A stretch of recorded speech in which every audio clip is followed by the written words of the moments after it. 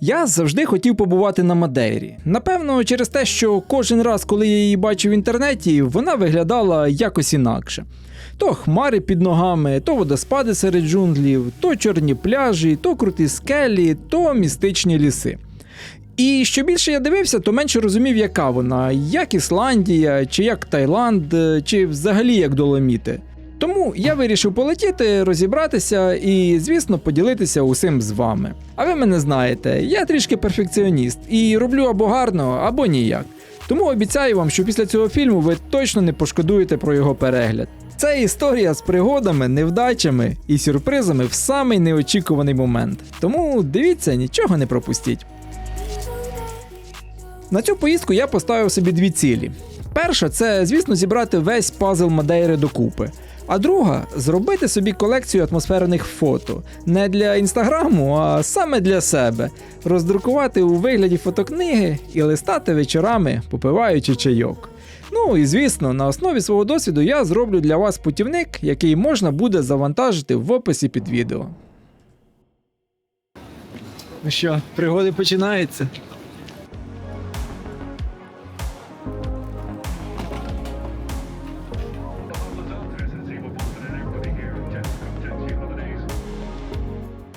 Всі пригоди на Мадейрі починаються з аеропорту, де за традицією кожен тревел-блогер, щоб виглядати мужнім, має розповісти про те, що це самий небезпечний аеропорт у світі.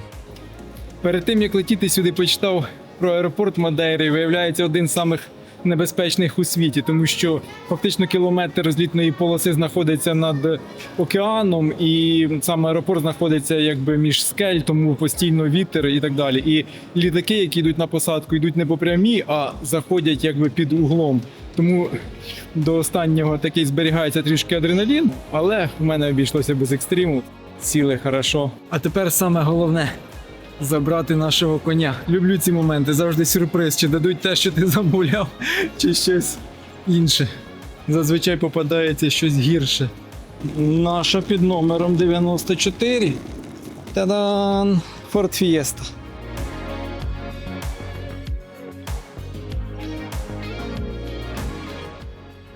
Треба перепровірити, чи все з нею нормально, тому що консультант сказав, сам подивишся, якщо знайдеш якісь пошкодження, то даси знати, а я вже їх бачу.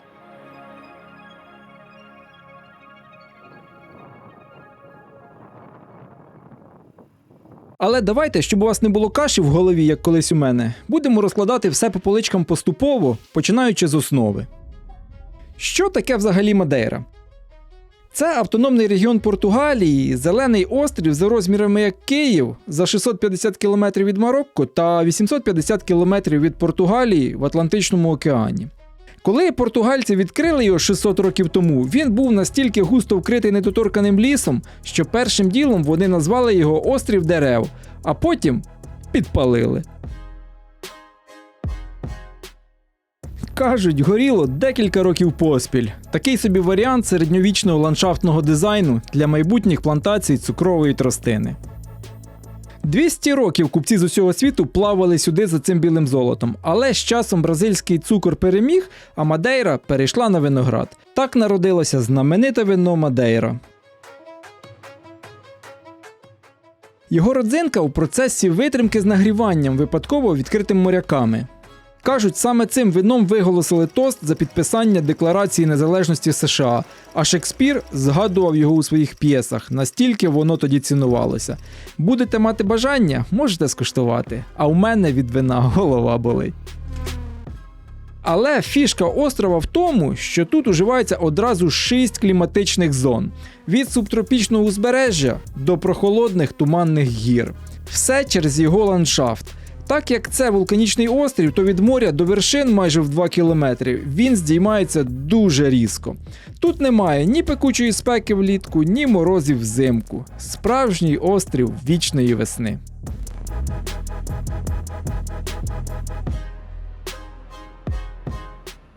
На Мадейрі проживає майже 260 тисяч мешканців, і половина з них у столиці Фуншал, що розкинулося амфітеатром на схилах гір, спускаючись до океану. Щоб встигнути на ранковий рейс на Мадейру, сьогодні я піднявся о 2-й ночі, тому лізти відразу в гори я не дуже хотів. А от спокійно пройтися Фуншалом – навпаки. Тому першим ділом з аеропорту я поїхав саме сюди.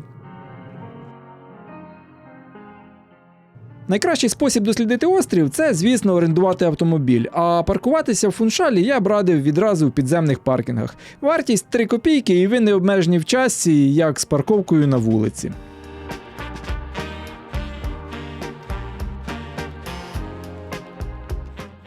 Хоч і не був на Мадейрі, але ніби додому повернувся. Знайома португальська архітектура.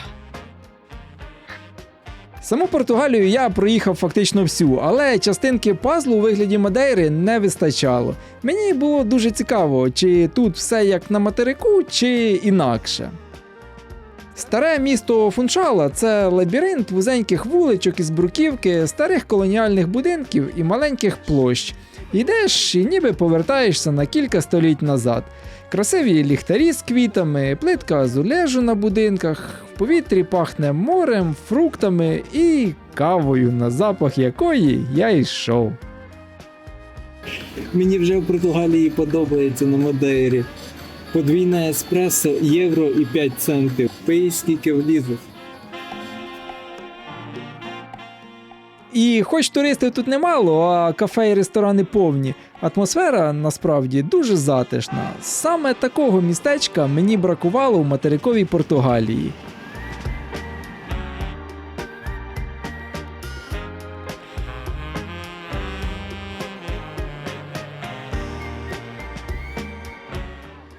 Який же це кайф просто блукати містом і нікуди не поспішати. І коли отак гуляєш, то рано чи пізно натрапиш на головний собор Мадейри, що народився у вогні її вулканів. Він викладений з колишньої лави, базальту, що дуже красиво контрастує з білосніжними стінами. Усередині собор також вражає, особливо своєю кедровою стелею з тонким мавританським орнаментом і головним вівтарем, прикрашеним позолотою та фламандськими картинами.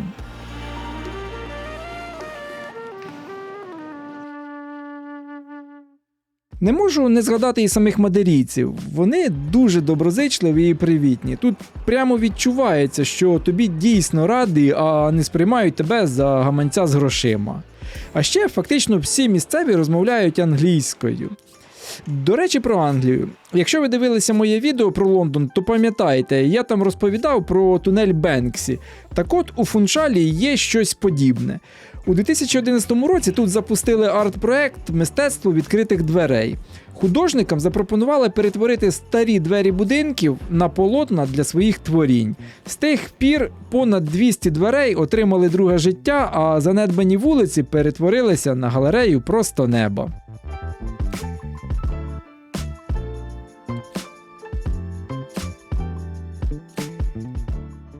Дійсно симпатична вуличка, дуже багато красивих розмальованих дверей, а ще більше ресторанів і сувенірних магазинчиків. Тому якщо зголоднієте, будете в Фуншалі в старому місті, то можете сміливо йти сюди. І перекусите, і на мистецтво подивитесь. Все це, до речі, знаходиться в самому низу міста біля набережної, але вище, на висоті 500 метрів, знаходиться уже зовсім інший світ – район Монте. Сюди, звісно, можна піднятися на автомобілі, можна на сучасному підвісному фунікулері, милуючись панорамою міста з висоти, а можна і на таксі чи автобусі. Саме тут народилася одна з найдивніших і найкрасивіших розваг острова – катання на плетених санях по асфальту.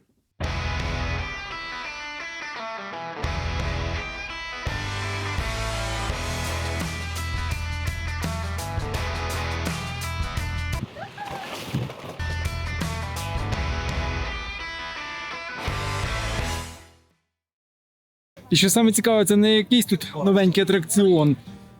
Це традиції, які вже більше 150 років.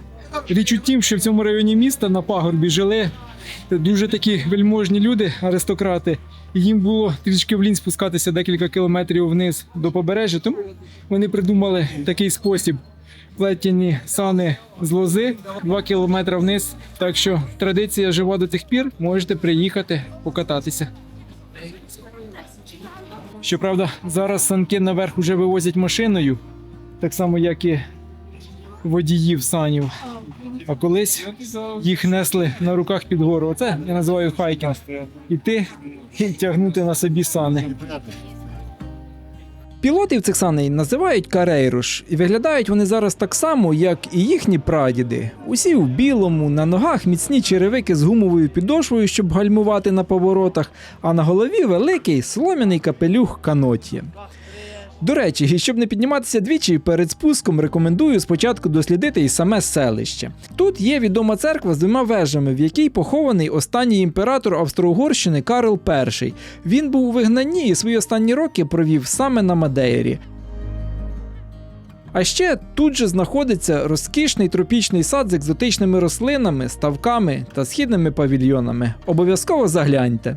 Але якщо ви не проти, я не буду сюди йти. І кошти витрачати, і час. У мене на природу свої плани. Підемо не в штучний сад, а в самий справжній, натуральний і природній. Тому давайте закінчувати з фуншалом. Все-таки на Мадейру ви будете летіти не заради нього, а заради її природи. І вона тут настільки унікальна і різноманітна, що і не дивно, чому я ніяк не міг зібрати в голові весь її пазл до прильоту сюди. І якщо бути абсолютно відвертим, то навіть прилетівши сюди, мені знадобився не один день, щоб у всьому розібратися, паралельно набивши декілька гуль. Так от, на Мадейрі є все. Зелені ніби джунглі ліси, вулканічні урвища, водоспади, що зриваються просто біля шосе, чорні пляжі з базальтовим піском, хмари, які стеляться у тебе під ногами, містичні ліси, зелені гори, лиси гори, сонце, дощ, вітер і туман. Але якщо ви хочете пляжного відпочинку, то це не до Мадейри. Піщаних пляжів тут фактично немає, як і до слова хижих чи отруєних тварин. Ні змій, ні павуків, хіба що купа ящерок. Можна спокійно блукати джунглями без остраху натрапити на небезпечну живність. Але перше, що тебе збиває тут з пантелику, це погода.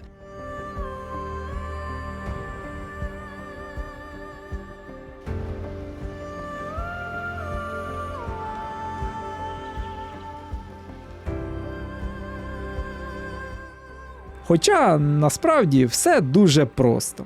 Так як клімат на острові субтропічний океанічний, то температура тут стабільна цілий рік, майже завжди від 17 до 25 градусів, але з декількома нюансами. Перший – усе тут вирішують висоти.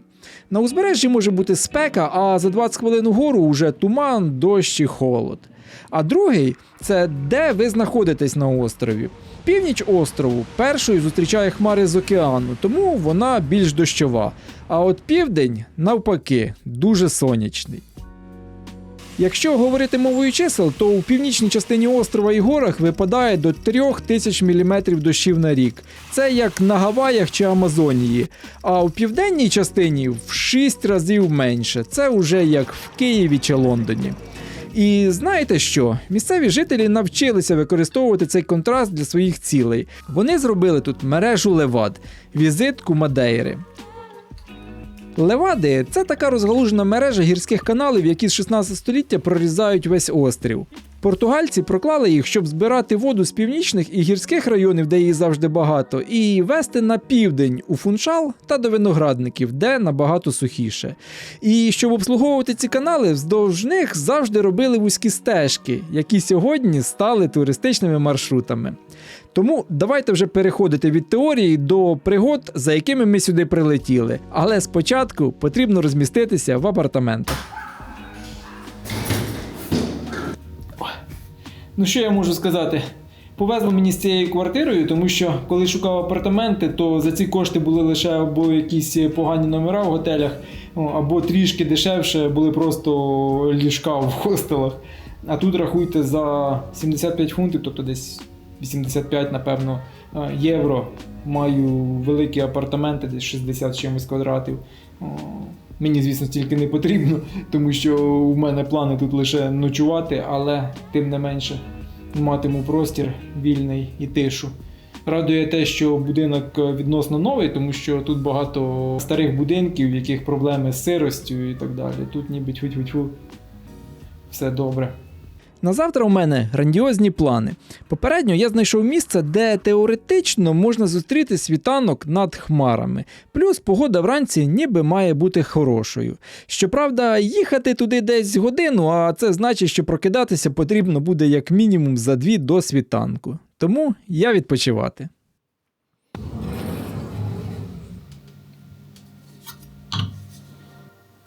Як же я хочу спати, ви б тільки знали. Разів 20 за ніч просинався. Надіюсь, воно того буде варте.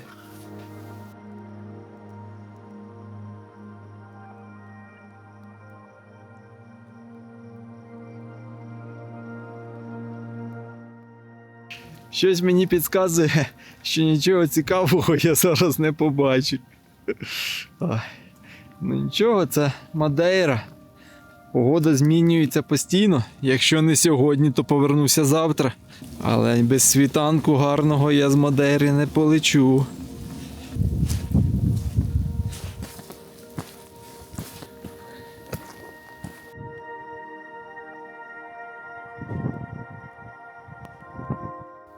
Надіюсь, зроблю вам до і після вставочку. Всі такі ж, як я, приїхали. І думають, блін, вже скільки раз їхали, то вже піднімемося. А може вони щось знають? Може зараз марки закінчаться і нам повезе? Ранні пташки. Хто рано встає, той. Але якщо чесно, я думаю, варто півгодинки почекати. Тому що ніби по прогнозу, в теорії, хмари б мали закінчитися. Точно, не зрозуміло коли, але найближчим часом. Можливо, через півгодинки, можливо, через 2 годинки. Тому давайте дамо шанс. Люди приходять і уходять. На жаль, чуда не сталося. Але давайте не будемо засмучуватися. У нас ще попереду є час. Але саме такі моменти роблять подорожі справжніми і автентичними, тому що не можна завжди мати красивий світанок чи захід сонця. Їх потрібно заслужити.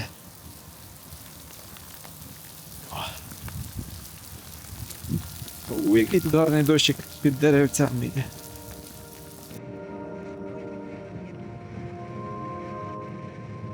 Чим добре мати машину? Включив кондиціонер, пічку наповну, сушимося, їдемо. О! Буду вивчати мікроклімат Мадейри. Їду в наступне місце, дуже близенько. Подивимося, як там зараз. Як погодка? Гадость, так паскудна така погода, але, блін, кайфуєш. От кайфуєш і все.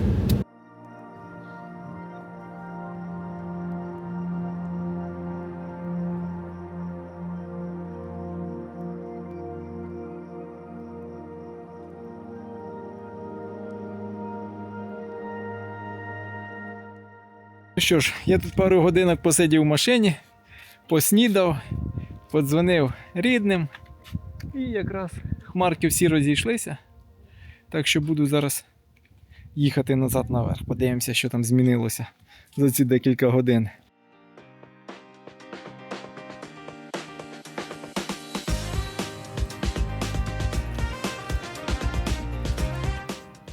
Так, зранку трішки прояснилося. Декілька годин роблять чудо. Хоча, звісно, кіношної картинки не вийде зробити, тому що все-таки саме краще тут на світанку або заході, коли хмари знизу, а ти над ними. А зараз, виходить, небо чисте, а вранці було зовсім все, як ви бачили, затягнуто. Тому, думаю, зараз потрібно знайти якийсь класний хайкінговий трейл і просто погуляти десь серед якогось лісу. Тобто не в гори, а саме по якійсь леваді. На Мадейрі всі хайкінгові доріжки мають свої номера і назви. Номер цієї PR6. Одна з самих популярних Леват Португалії. В ідеалі сюди приходити вранці починати, тому що після 9-10 звозять автобуси купу туристів. Але будемо надіятися, що зараз уже людей також стане трішки менше. І хоч вказівник пише, що довжина маршруту 4,2 км в одну сторону, насправді це трохи не так. До її початку потрібно ще пройти декілька кілометрів від парковки, і в сумі загальна відстань туди і назад уже буде близько 13 кілометрів з перепадом висоти в 500 метрів. Стежка вважається середньої складності, але лише через тривалий підйом назад до парковки та сходи на деяких ділянках. Думав випити кави перед початком, але щось уже хвилин 10 стою, жодного персоналу не підходить. Ціни також, до речі, 3 рази вище на каву, ніж будемо без кави поки що.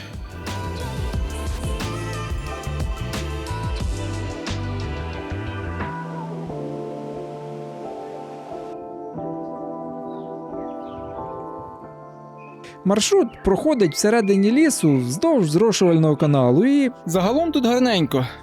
Але трафік з людей такий, як на шосе, тому вважайте. Якщо захочете побути наодинці з природою і зануритись в думки, то вам точно не сюди. Або принаймні не вдень, а рано вранці або під вечір. Вже був подумав Антон. Чого сидим, кого ждем? Іду. Через те, що левади досить вузькі, рухатися в дві полоси майже неможливо, і потрібно постійно зупинятися і пропускати зустрічний потік. Рівно як і випередити когось буде дуже тяжко.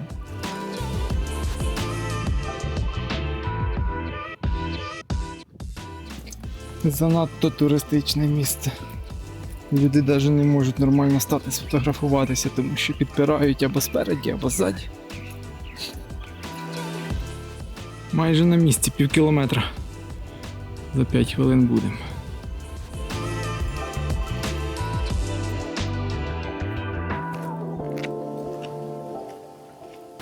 Що ж, подивимося, заради чого ми 7 кілометрів йшли.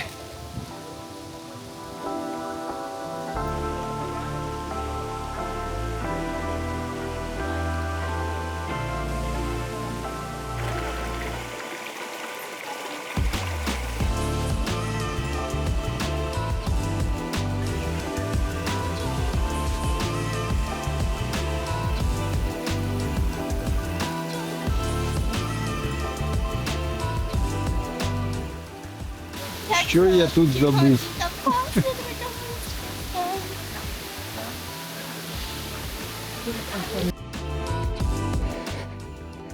То що, чи рекомендував би я вам це місце? І чи приїхав би сюди знову? Наприклад, з дружиною? Ні, точно ні. Навіть якби вранці. Якби їхав сюди вдруге, то я б точно на Мадейрі їхав би не сюди. А зараз буде найкраща частина любого хайкінга. Ура! Не я придумав. І коли я покидав парковку, я думав про те, що поки що не побачив і не відчув тієї інстаграмної Мадейри, за якою сюди летів. Але Мадейра не була б Мадейрою, якби не підкинула ще один сюрприз. The itsy bitsy spider went up the water spout.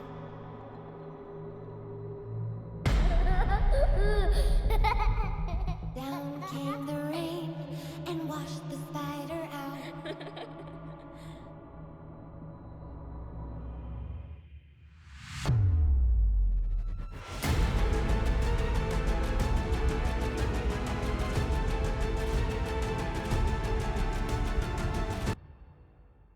So the itsy bitsy spider went up the spout again. Як вам лісочок? На фоні ще діти сміються десь. Все як треба. Вранці був дощ, потім було сонце. А потім дивлюся вже по хмарам, ніби такі йдуть над горами. Вже скоро навчуся орієнтуватися. Думаю, дай заїду. І якраз те, що треба. Такий спукі. Це ліс Фанал. Хмари тут летять настільки низько, що дерева виглядають, наче декорації до фільму про привидів. Через це його ще називають зачарованим лісом.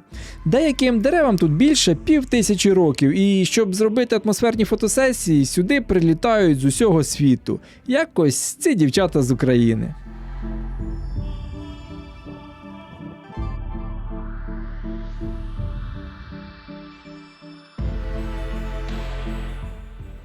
Кричати люди ау нема смисла, бо люди є.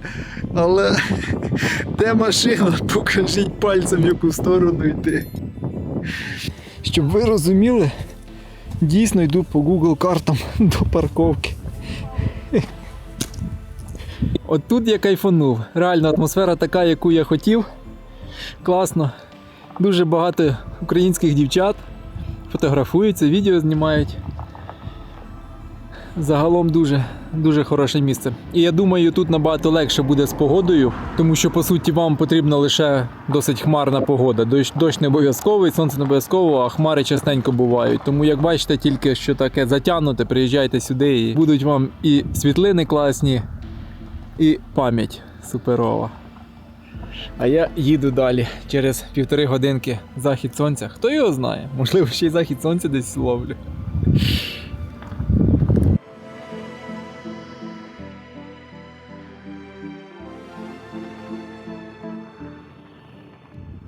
Знаєте, я напевно все-таки знайшов місце. Наскільки я пам'ятаю з уроків географії, сонце заходить на заході, а це сама західна точка острову з мисом висотою 100 поверхівки. І, якщо чесно, мене тут трішки накрили флешбеки з мису Сан-Вісенте в Португалії. Такий же край суші і безмежний Атлантичний океан.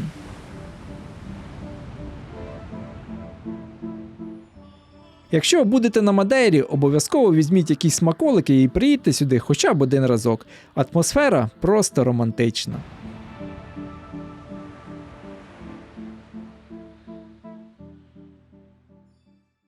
Після вчорашнього насиченого дня, сьогодні я вирішив не вставати о 4 ранку, а виспатися і першу половину дня провести у менш відомих локаціях. Якось ця.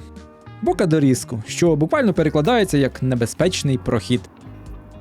Стежка йде на висоті близько 400 метрів над морем і так близько до краю скелі, що іноді думаєш, може краще було відразу в плавках іти. Її довжина в одну сторону близько 5 кілометрів, але я хотів просто погуляти, а не проходити її повністю. Тому, побувши тут з годинку наодинці, я вирушив далі. І поки їхав, побачив вздовж дороги класне місце для зупинки зі столиком і лавочками. Ну і, звісно, просто неймовірним краєвидом. Ну от як тут не зупинитися і не влаштувати собі пікнічок?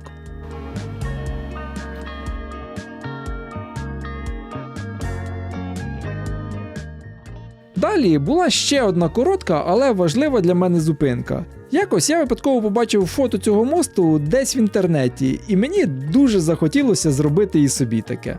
Як на мене, він дуже фотогенічний. Виконавши і цю задачу, я вже рушив в набагато популярнішу і дуже інстаграмну локацію – пляж Сейшал. Чорний пляж, білі хвилі. Погодьтесь, яка б дівчина не хотіла собі таке фото чи відео. Лежиш одна і насолоджуєшся. Краса, правда? Але насправді тут все не зовсім так романтично. Це звичайне інстаграмне місце, і як бачите по всім цим людям, вони приїхали сюди не засмагати чи купатися, а просто фотографуватися.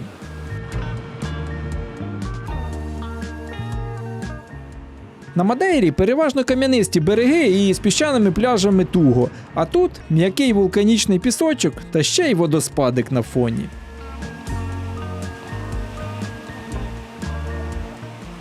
В якомусь році його навіть оголосили найкрасивішим пляжем Європи, але напевно це зробив той, хто ніде більше не бував.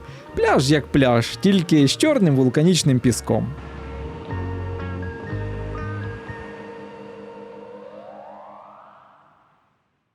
На цей момент до заходу сонця залишалося зовсім мало часу, і я розумів, що зустріти його десь на горі навряд чи встигну. Але я вирішив ризикнути.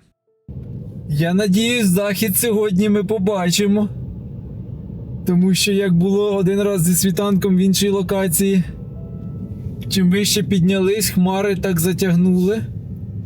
Але це місце вище. І я надіюсь, місце, куди ми їдемо, буде вище хмар. Я ще ніколи не зустрічав захід сонця над хмарами. Хоча нам до місця призначення лише 4 хвилини. А у нас, як бачите, все в хмарах. Також паливо закінчується, пише 38 кілометрів залишилось. Але згори будемо котитися веселіше. Ой, я бачу, як на точечку сонця. Може, не даремно їдемо? Ху-ху! Одягнув кофточку, тому що тут прохолодно. Дивіться, що ми маємо.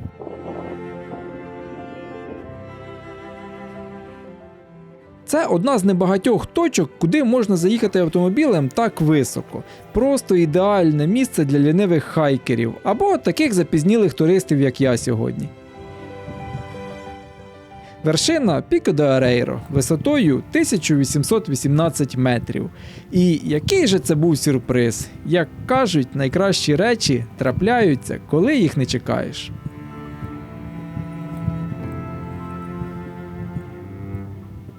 Тут також знаходиться знаменита доріжка в небо, але я вирішив не йти на неї. Навіщо псувати такий момент ще одним туристичним атракціоном, коли можна просто сісти на скелі і дивитися, як сонце повільно тоне в хмарах. У ці хвилини ти не помічаєш уже людей, лише шум вітру і відчуття, що ти на вершині світу.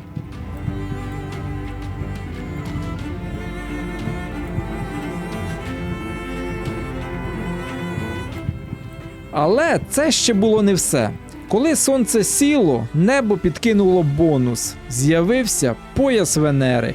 Той самий рожево-блакитний відтінок над горизонтом, який ви зараз спостерігаєте. Як же це було круто! До речі, під час своїх подорожей я час від часу пропоную незнайомцям зробити фото чи відео. Спершу вони дивуються, але завжди погоджуються, як ці дівчата з Франції. Як на мене, вийшло дуже атмосферно. І як ви напевно бачите по моєму задоволеному обличчю, я просто приголомшений своїм візитом сюди. Їхав на Умання, а отримав те, за чим вчора вставав за декілька годин до світанку і так і не отримав. Тому, щасливий, я рушив додому спати. На цей момент список моїх обов'язкових задач до виконання хоч і зменшувався, гарного світанку я все ще не зустрів. А це означало лише одне – завтра я знову не висплюся.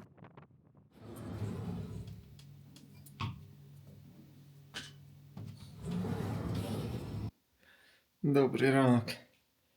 Їду за ще одним світанком. Треба вранці зробити хайкінг і зустріти гарненький світаночок. Рушаємо.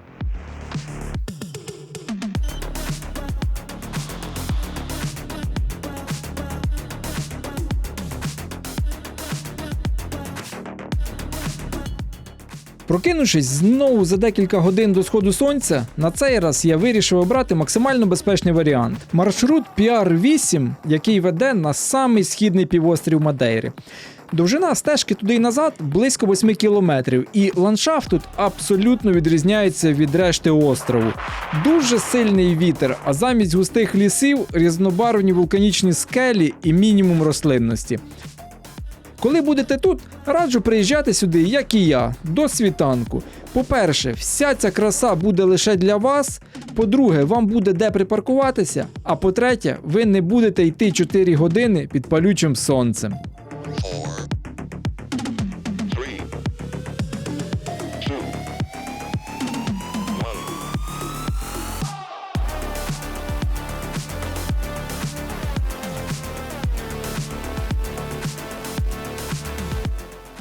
Майже в кінці маршруту буде невеличка станція з кафе і зоною відпочинку, а за нею, після досить крутого підйому, головний оглядовий пункт на найсхіднішу точку Мадейри, де стоїть ще один маяк.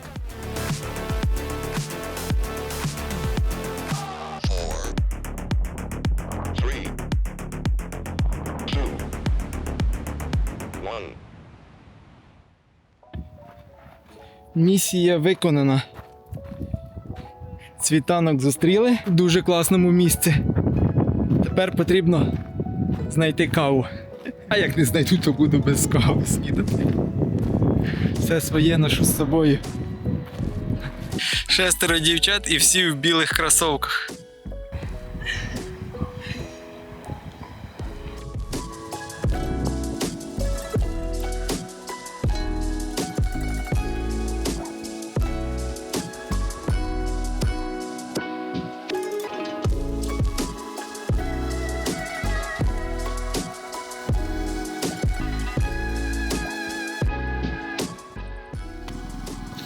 А ось, напевно, везуть мою каву, яку я так і не випив в КП.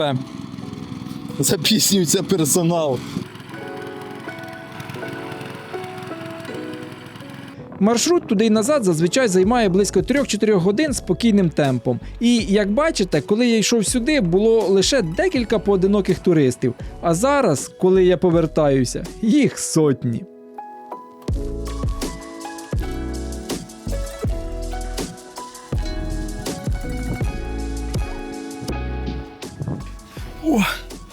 Зажали з усіх сторін.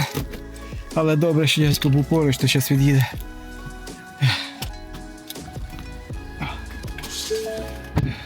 А це те, про що я казав. Буквально декілька годин різниці і все. Припаркуватися у вас поруч не вийде. Лише далі за декілька кілометрів. Тому Мадейра – це про правильний таймінг. Кожна локація має свій ідеальний час і головне – все правильно спланувати. В путівнику я для вас це зробив і детально все розписав. Як бачите, сонце вже встигло піднятися і, казалось би, погода класна, але це не моя тема. Я люблю, коли світло м'яке. Тому я подумав, куди податися в таку пору. І вирішив поїхати до аеропорту, познімати, як літаки сідають на посадку. І на мене там чекав один приємний сюрприз. Он летить. Зараз має піти на розворот. Ну що, як вам? Був би, дуже класний кадр, якби я нажав кнопочку запис. Чисто випадково зупинив, але було круто. Зараз подивлюся, скільки до наступного. Ще один почекай. Блін. Наступний через півгодини.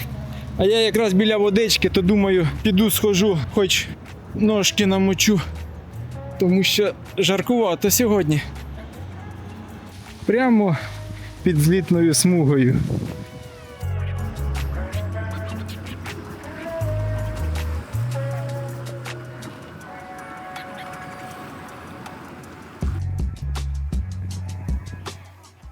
Так набагато краще. Ну що, спробуємо знову?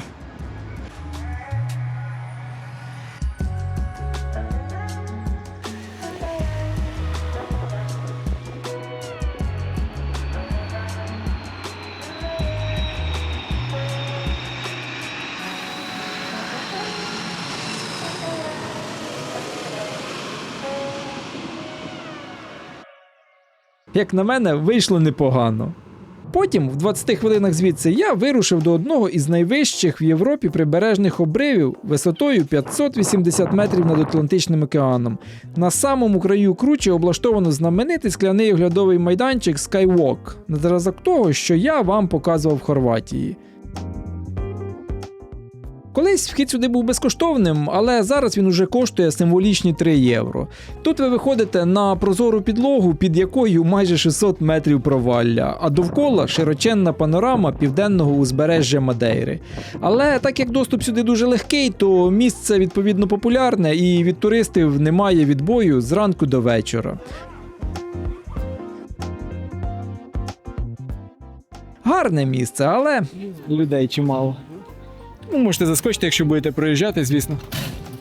Заодно кавусіка можна випити. Що я і планую зараз зробити. І поки я п'ю каву, давайте поговоримо, як взагалі тут живуть місцеві. Щороку цей острів приймає майже у 6 разів більше гостей, ніж має власних жителів, тому не дивно, що туризм – це головна стаття доходів місцевих. З одного боку, острів дає високу якість життя, чудовий клімат, майже повна безпека з мізерним рівнем злочинності, міцні родинні та сусідські зв'язки, ніхто нікуди не поспішає. А з другого, Мадейра – це маленький острів і можливостей для молоді обмаль. Хочеш стати хірургом чи інженером – їдь вчитися на материк. А так як вдома знайти роботу за спеціальністю важко, багато хто вже не повертається. Тому середній вік населення зростає, а деякі гірські селища майже спорожніли. Ціни на більшість товарів тут також вищі, ніж на континенті, тому що все, що є на острові, по суті, окрім місцевих фруктів, овочів, вина та пива, імпортується, а зарплати нижчі. Значна частина людей працює в туризмі як офіціанти, покоївки чи продавці і отримують мінімальну платню. Так, нещодавно був випадок, коли працівники найбільшої готельної мережі намагалися страйкувати за підвищення зарплат, але з 1200 співробітників протестувати наважилися лише 2. Тепер місцеві часто жартують на цю тему. Та давайте повернемося до моєї кави, після якої я відчув прилив сил і вирішив, чому б не підкорити перед сном головну вершину Мадейри – Піко Руйво. Всього-навсього якихось 3-4 години по горам. Тому поїхали до стартової точки. Хто його знає, може навіть з погодою пощастить. Поки що погодка, як бачите, на цій висоті так собі. Але надіюсь, я піднімуся вище хмар ніжками. Другий хайкінг за день. Нормально. Завтра буду валятися в ліжку замість зустрічі світанку десь. Хоча подивимось. На вершину я піду стежкою PR 1.2, довжиною 2,8 км в один бік і набором висоти близько 300 метрів. Приступимо.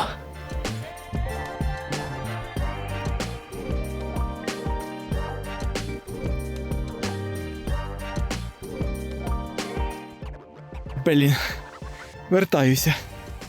Забувся перезутись. Не хочу ризикувати з поганим щепленням. Мої внедорожники.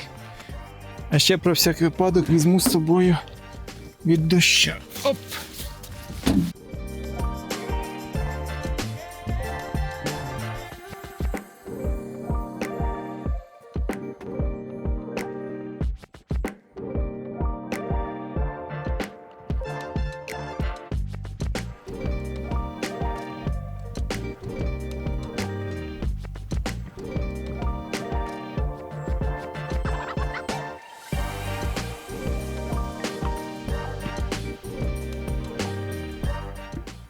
Мені цей трейл дуже сподобався. Добре доглянутий, не відчувалося якогось екстриму, але при цьому були дуже класні краєвиди. А через різницю висоти в 300 метрів між парковкою і вершиною ще й вдалося погуляти серед хмар. Ось через це точно буду скучати за Мадейрою. Гуляти отак серед хмар.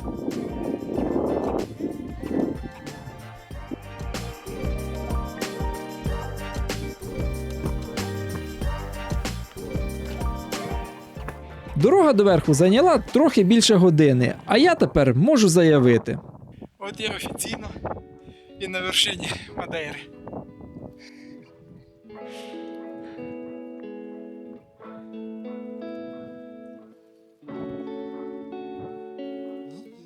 Сонечко сходить.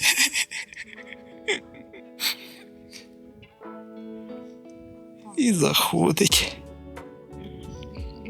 Сходить і заходить. Сходить, заходить, сходить, заходить. Вибачте, це у мене дофамін, напевно.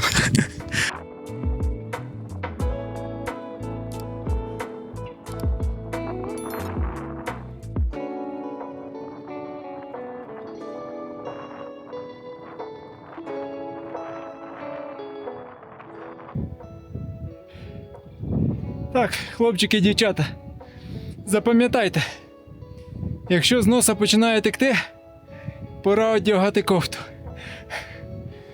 Як же приємно, коли твої зусилля не даремні. Саме за такими пейзажами я летів на Мадейру.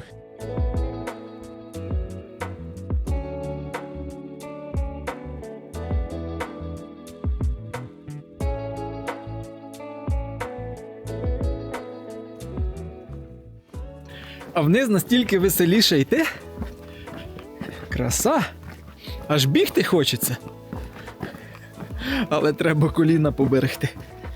Додому завжди дорога коротша. Правда?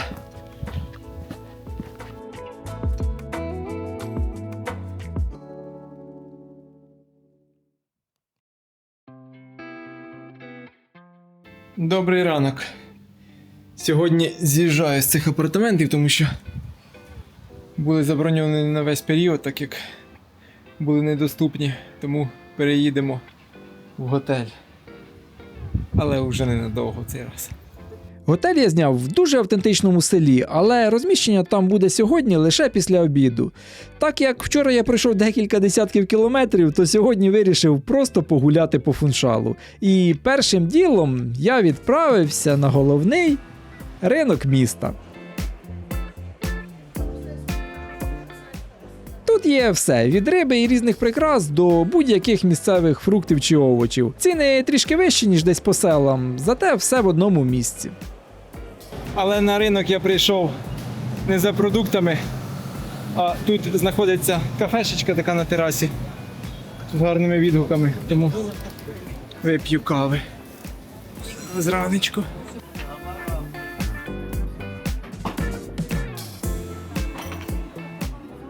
Ви часто мені пишете, чому в своїх фільмах я так мало розповідаю про місцеві кухні, страви і так далі.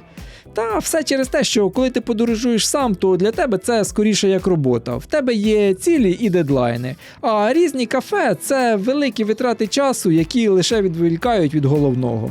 Я ж не можу просто взяти і зайти в якийсь перший зустрічний туристичний ресторан, а потім вам розповідати, як там було несмачно. Потрібно знайти заклад, де їдять місцеві, або, принаймні, де найкращі відгуки. З цією задачею, я думаю, краще справляться професіонали, які на цьому спеціалізуються. І ось вам декілька прикладів того, що я маю на увазі. У Фуншалі я знайшов гарне, невелике автентичне місце, подалі від центру з чудовими відгуками. Прийшов, а там черга на 2 години, поки звільниться якийсь столик. В результаті я залишився голодний, а час втрачено. Потім ось, наприклад, інший випадок. Перед сном захотілося чогось гаряченького, думаю, дай спробую португальської кухні. Тим більше я люблю супчики, а в Португалії вони те, що треба. Побачив дуже багато людей сидить. Подивився в меню, є супчики, всі дуже хвалять, рекомендують. Зайшов, запитав, чи є, кажуть, ні, на жаль, немає, лише під час обіду. Потім іду далі, дивлюся в меню борщ, соляночка. Так захотів солянки, 100 років не їв.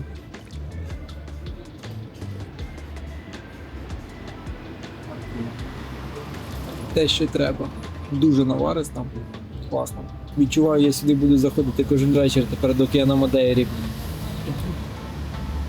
Але не хвилюйтеся, за цю поїздку я скуштував майже всі основні традиційні страви. І без розчарувань не обійшлося. Зупинився в одному місцевому автентичному такому ресторанчику, сів на тераски, замовив одну з самих їхніх традиційних страв – ешпетаду. Це така яловичина, ніби шашличок підвішений на паличці. Ну і супчик, звісно, куди ж без супчика.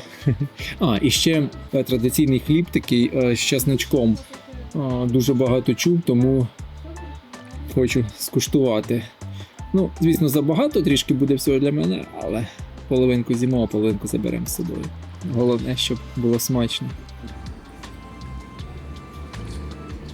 Але суп смачний, насичений, тому що бувають томатні такі, знаєте, ніби з банки. А тут ні. Тут багато і цибульки, і сир, і гріночки були. Смачний.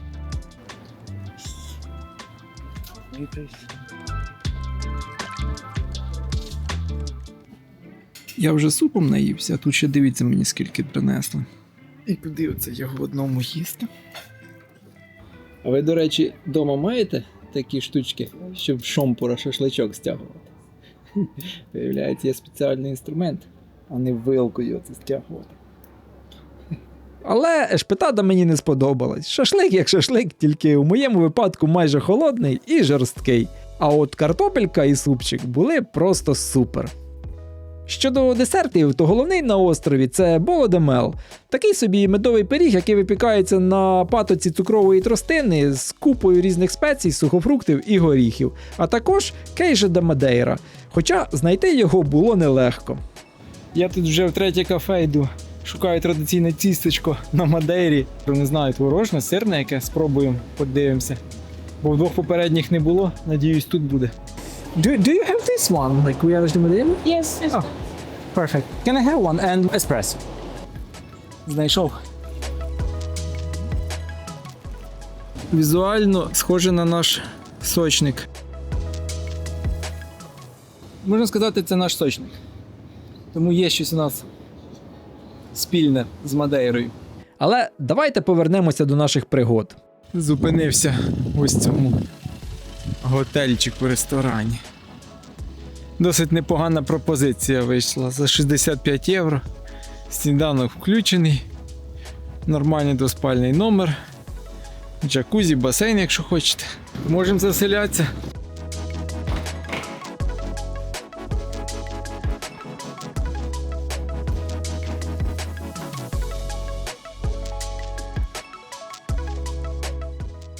О, хорошо.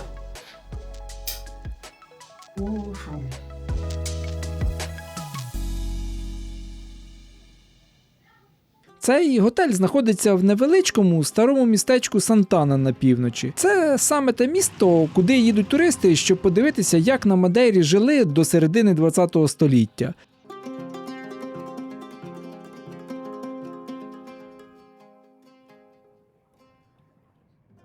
Тут знаходиться невеличкий музей під відкритим небом з реконструкцією автентичних маленьких трикутних хатинок Палейрош. Зараз їх уже дуже тяжко знайти на острові, і від цього вони ще більш захоплюючі. Колись в них жили, зберігали врожай і ховалися від вітру. Сьогодні ж тут продають сувеніри.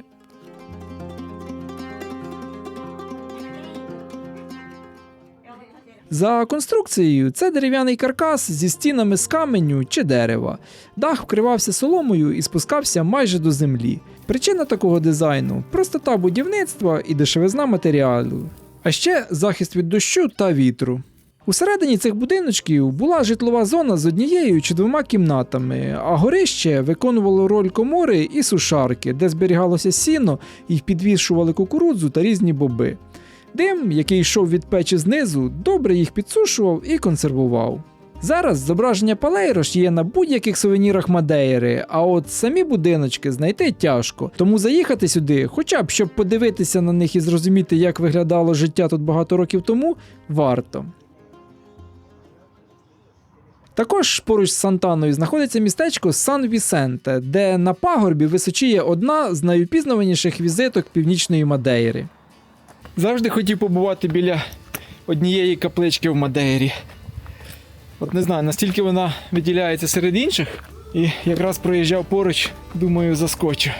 Полюбуйтеся на неї.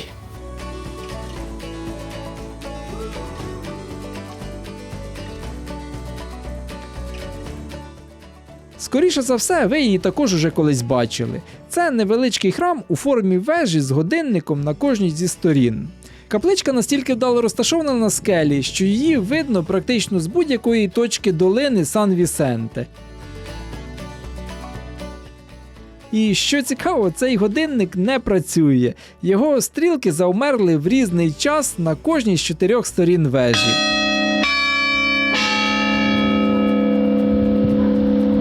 Щоб вам добре було, оце я висадився від дзвону. А вона височенька, я вам скажу. Знизу проїжджаєш, бач, на горі стоїть якась капличка. Думаєш, та невеличка ніби. А тут я не знаю, поверхів 5. Зараз вам точно скажу. Але ж добрий у мене глазомір, такий що 5 поверхів. Її висота 15 метрів. Цікаво, це хата місцевого священника чи ні? На цей момент, по суті, більшість поставлених перед собою задач я виконав. Я зустрів схід сонця на сході острову, захід на заході, зустрів захід сонця на одній вершині, а потім на іншій. Також я прогулявся містичним лісом і красивою левадою. Але я відчував, що моя місія тут не завершена. Щоб зібрати пазл, не вистачало останньої деталі. Як ви пам'ятаєте, Левада 25 джерел мене трохи розчарувала. Було занадто сонячно і людно. Я ж мріяв пройтися однією з них у дощову чи туманну погоду. Мені здається, це ідеальні умови для таких лісів. Тому в мене залишився незакритий гештальт, і я дуже надіюся завтра його закрити. Тим більше, що завтра я уже покидаю острів, і іншого шансу не буде. Дощик. Ну що, готові до хайкінгу? Ні, не готові. Попереду 14 кілометрів і майже 6 годин топати ніжками. Тому потрібно спочатку заправитися кавою і білками з вуглеводами.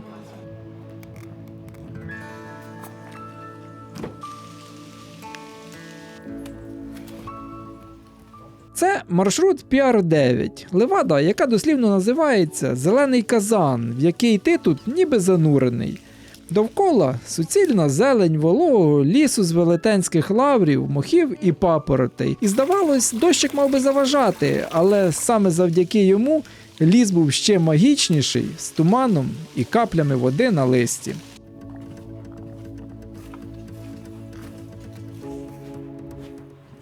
Як і зі всіма левадами, цей маршрут досить легкий, з мінімальним перепадом висоти, але досить довгий. Шлях в одну сторону займає майже 7 кілометрів і проходить через 4 печери, де за традицією обов'язково потрібно вдаритися головою об стелю.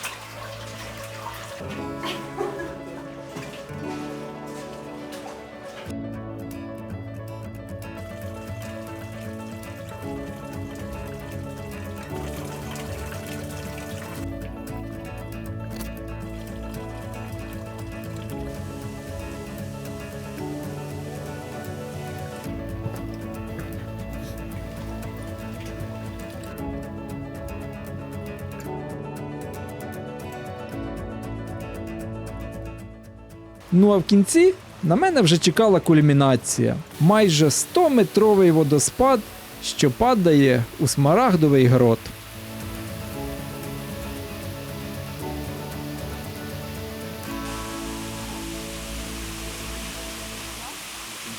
Якщо ви не проти, я купатися не буду. Але водичку все-таки спробую. Люблю я це заняття. Перевіряти, яка водичка.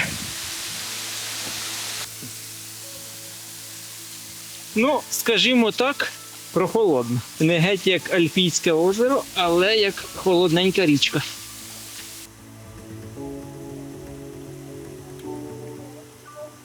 Дійшов сюди за 2,5 годинки, вже хвилин 40, напевно, тут. І можна тепер топати назад. Назад, думаю, за 2 справлюся.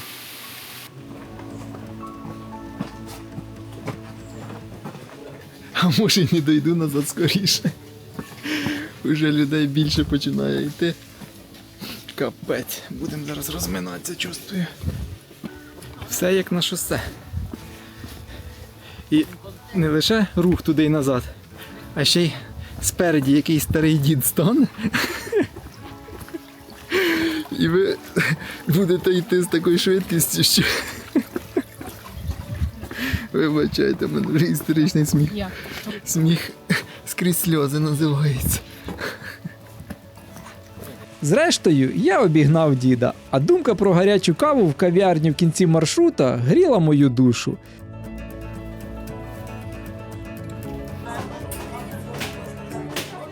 Цей трейл мені дуже сподобався. Дощ, туман, гаряча кава. Що ще потрібно?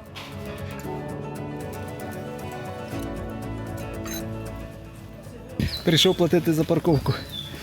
Зісканував квиточок 9,50.